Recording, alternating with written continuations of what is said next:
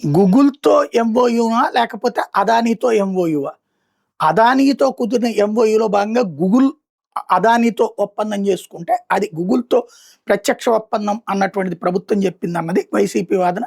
లేదు లేదు అది గూగుల్‌తో మేము నేరుగా ఒప్పందం గూగులోళ్ళు అదానీతో కలిసి టై అప్ అయ్యారన్నటువంటిది వీళ్ళ వాదన. అది పక్కన పెడితే ఇప్పుడు తాజాగా గూగుల్‌తో ఎంఓయూ ఓ రహస్యం అంటూ సాక్షి ఒక కథనాన్ని ప్రొజెక్ట్ చేసింది. గూగుల్ డేటా సెంటర్ ఏర్పాటు మీద చంద్రబాబు ప్రభుత్వం ముందు నుంచి నిజాలు దాచిపెట్టి ప్రజలను మభ్యపెట్టేందుకు ప్రయత్నాలు చేస్తూనే ఉంది. వైఎస్ఆర్సీపీ ప్రభుత్వంలో వచ్చిన అదానీ డేటా సెంటర్ గూగుల్ సహకారం అందిస్తున్న విషయం తెలిసిందే.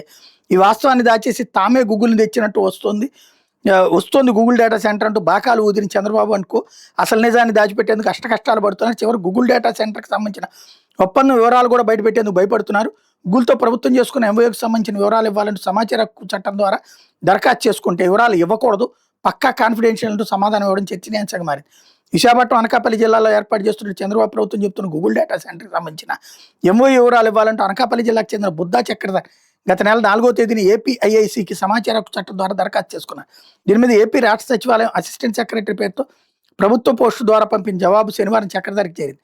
ఈ ఎంఓయూ వివరాలు థర్డ్ పార్టీకి ఇవ్వడం కుదరదు, చాలా రహస్యంగా ఉంచాల్సిన అంశమని ప్రభుత్వం స్పష్టం చేసింది. దీని మీద మానవ హక్కుల వేదిక United forum for RTI campaign ప్రతినిధులు మండిపడుతున్నారు. డేటా సెంటర్ ఒప్పందాన్ని గేమ్ చేంజర్గా చెప్తున్న ప్రభుత్వం అసలు ఎంఓయూ విషయాలను ప్రజలకు అందుబాటులో ఉంచేందుకు ఎందుకు నిరాకరిస్తుందని ప్రశ్నిస్తున్నారు. సమాచార హక్కు చట్టం ప్రాథమిక సూత్రాల ఉల్లంఘన కింద దీని మీద అప్పీల్కి వెళ్ళడానికి సిద్ధపడుతున్నారు.